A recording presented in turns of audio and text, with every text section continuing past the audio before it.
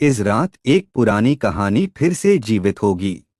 दरवाजा बंद कर लो क्योंकि अंधेरा सिर्फ शुरुआत है। चैनल पर पहली बार आया हो तो चैनल को सब्सक्राइब एंड वीडियो को लाइक कर दो।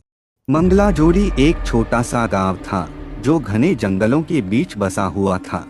गांव के लोग एक रहस्यमयी और भयानक घटना के बारे में हमेशा बात करते थे। गांव के ठीक बीच में एक पुराना खंडहर सा दिखने वाला मकान था जिसे लोग भूतिया हवेली कहते थे।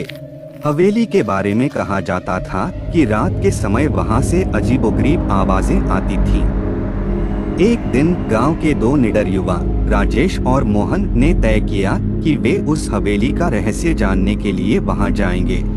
गांव के बुजुर्गों ने उन्हें चेतावनी दी, लेकिन उनकी जिज्ञासा ने डर को मात दे दी। उन्होंने अपनी यात्रा की योजना बनाई और एक रात चुपके से हवेली की ओर चल पड़े। हवेली के पास पहुंचते ही उन्होंने महसूस किया कि हवा में अजीब सा सन्नाटा था। जैसे ही उन्होंने दरवाजा खोला, एक ठंडी हवा का झोंका उनके चेहरे पर लगा।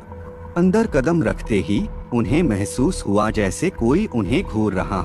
हवेली के अंदर का माहौल अत्यंत डरावना था। जाले, टूटे फर्नीचर और दीवारों पर अजीब निशान।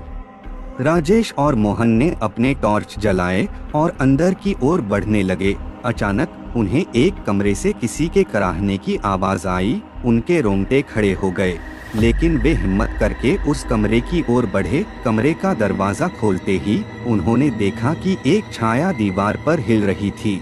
जैसे ही उन्होंने टॉर्च की रोशनी उस छाया पर डाली, वह गायब हो गई।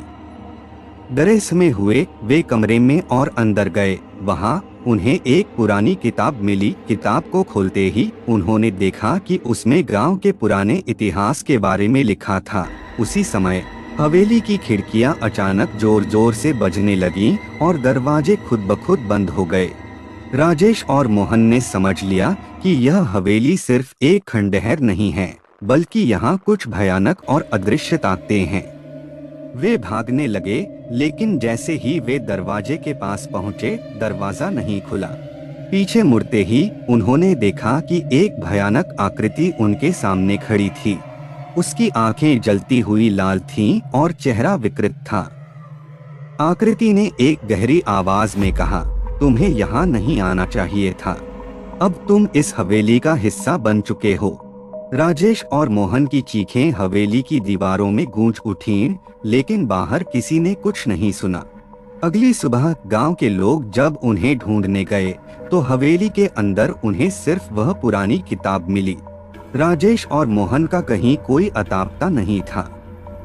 गांव के लोग अब उस हवेली से और भी ज्यादा डरने लगे थे और उसे हमेशा के लिए छोड़ दिया।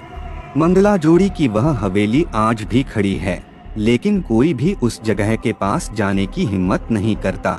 कहते हैं कि आज भी रात के समय वहां से अजीबोगरीब आवाजें आती हैं और कोई न कोई छाया दीवारों पर हिलती दिखती है।